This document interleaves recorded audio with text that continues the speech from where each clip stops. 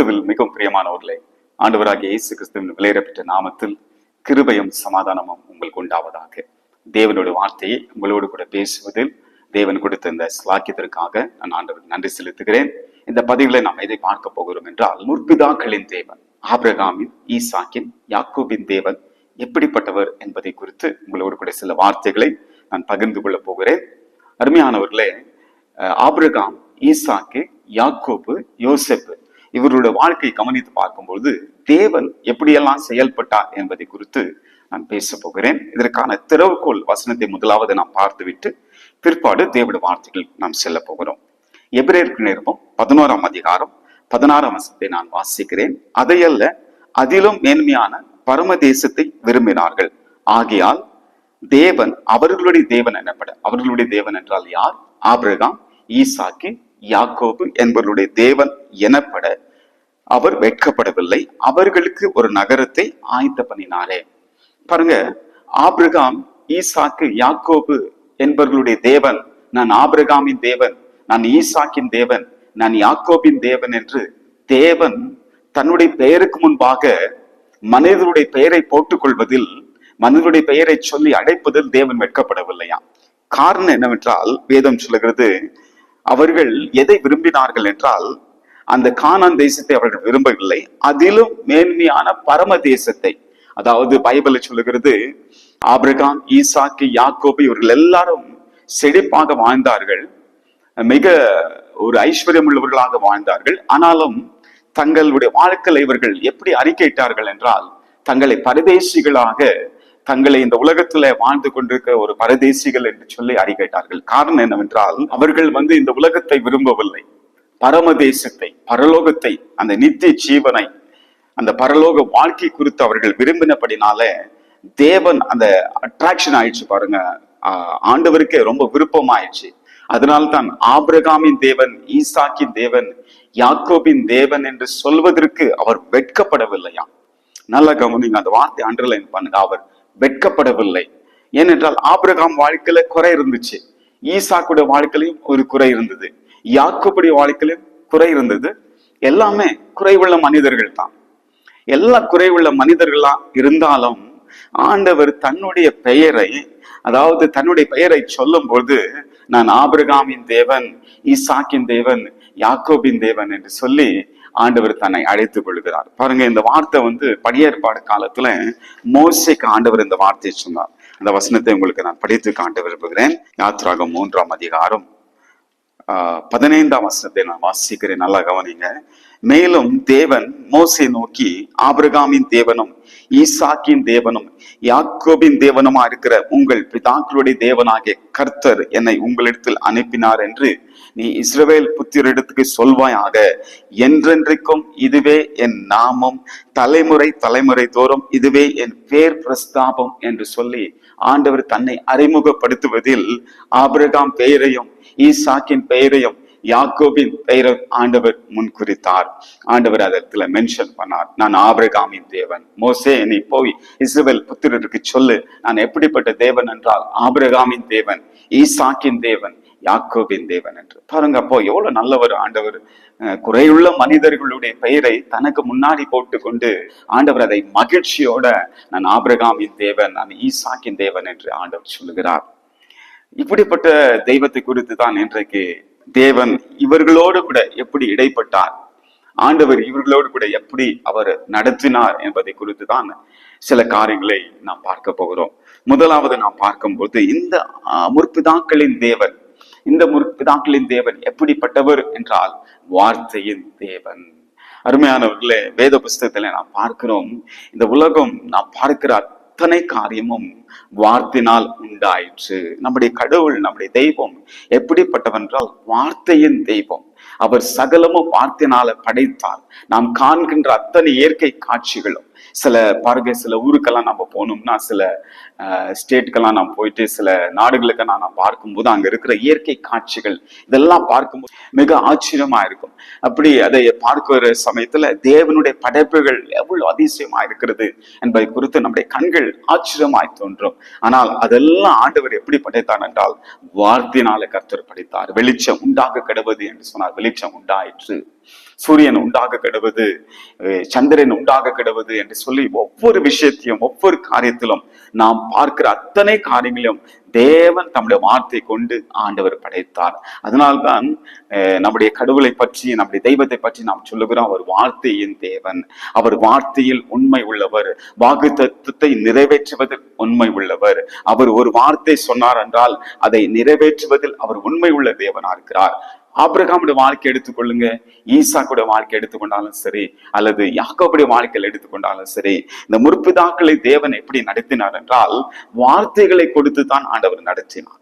ஆபிரகாமை பார்த்து ஆண்டவர் சொன்னார், உன்னுடைய தகப்பன் வீட்டையும் உன் தேசத்தையும் உன்னுடைய இனத்தையும் விட்டு வா, நான் காண்பிக்கிற தேசத்துக்கு போ என்று சொல்லி ஆபிரகாமை அழைக்கிற சமயத்துல நான் உன்னை ஆஸ்வதிப்பேன், உன்னை பெரிய ஜாதியாய் மாற்றுவேன், உன் பேரை பெருமைப்படுத்துவேன், நீ ஆஸ்வதமாய் இருப்பாய் என்று சொல்லி அந்த ஆதியாகமம் 12ஆம் அதிகாரத்துல 1, 2 ஆகிய 3 வசனங்களை நீங்கள் படித்து பார்த்தால் வேதம் சொல்லுகிறது. அந்த வார்த்தைகளை கவனித்து பார்க்கும்போது 7 வாக்குத்தத்தங்களை ஆண்டவர் செய்கிறார். நல்லா கவனிக்கணும்.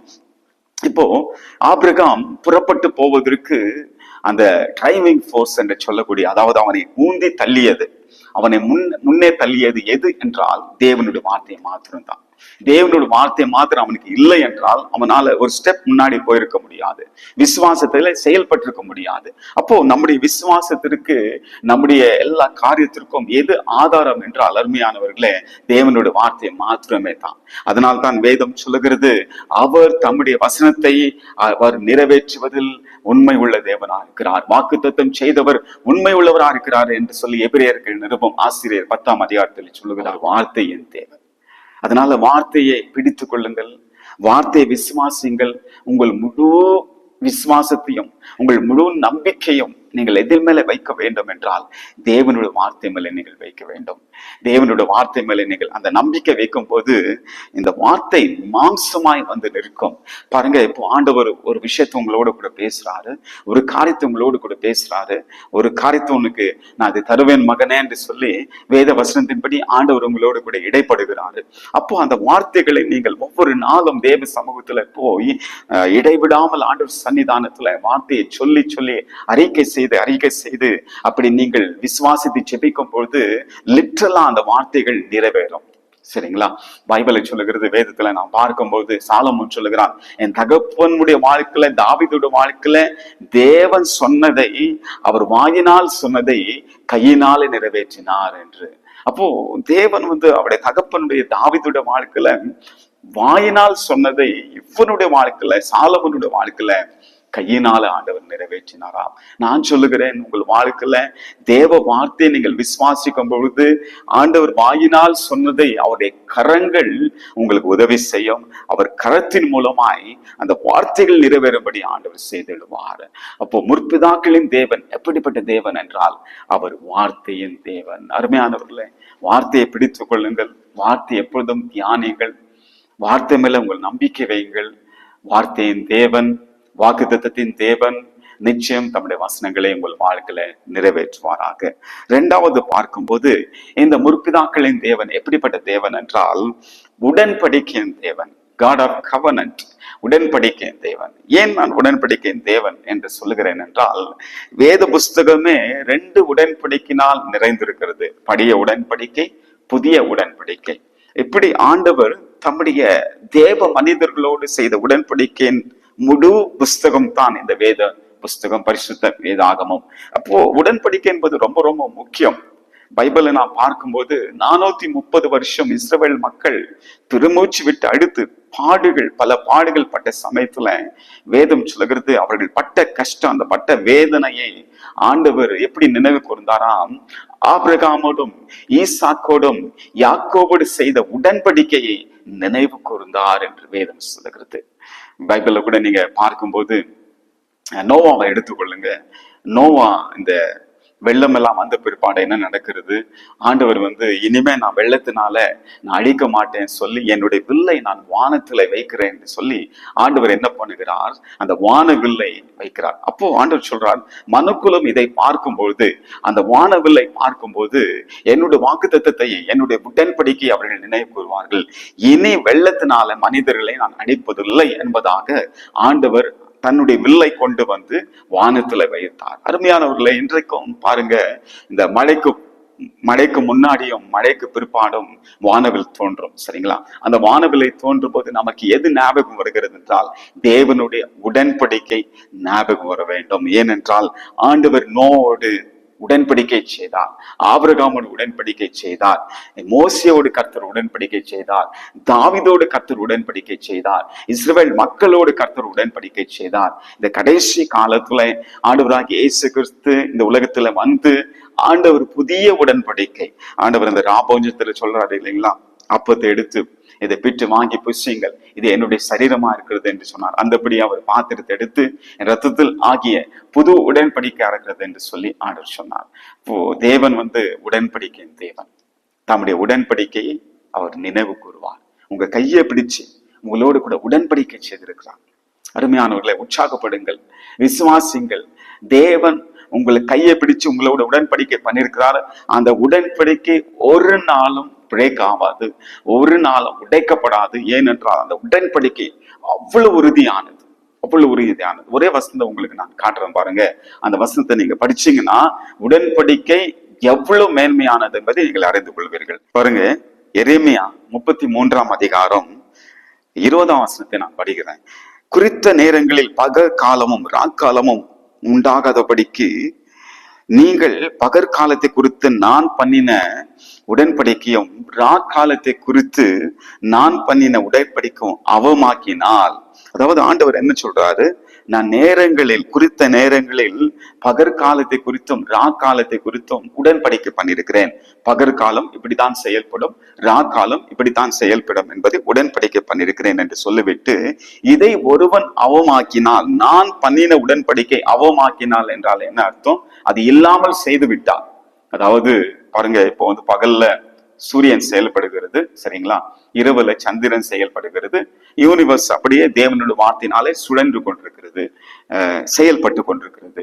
ஆனால் இதை யார் அவமாக்க முடியும்? ஒரு மனுஷனும் அவமாக்க முடியாது, யாருமே. ஏன்னா தேவன் அதை படைத்தார். யூனிவர்ஸை படைத்தவர் தேவன், தம்முடைய வார்த்தையினாலே அதை தாங்கி கொண்டிருக்கிறார் என்று எபிரேயர் நிருபம் 2ஆம் அதிகாரத்தில் சொல்லப்பட்டிருக்கிறது. அருமையானவர்களே, இதை ஒருவன் அவமாக்கினால், ராக்காலத்தை குறித்து பகல் காலத்தை குறித்து நான் பண்ணிருக்கிற உடன்படிக்கையை அவமாக்கினால், அப்போ ஆண்டவர் சபலோடு சொல்றார், அப்போது என் தாசனாகி தாவீதோடு நான் பண்ணின உடன்படிக்கையும் அவன் சிங்காசனத்தில் அரசாளும் குமாரன் அவனுக்கு இல்லாமற் போகும்படியாக அவமாகும்.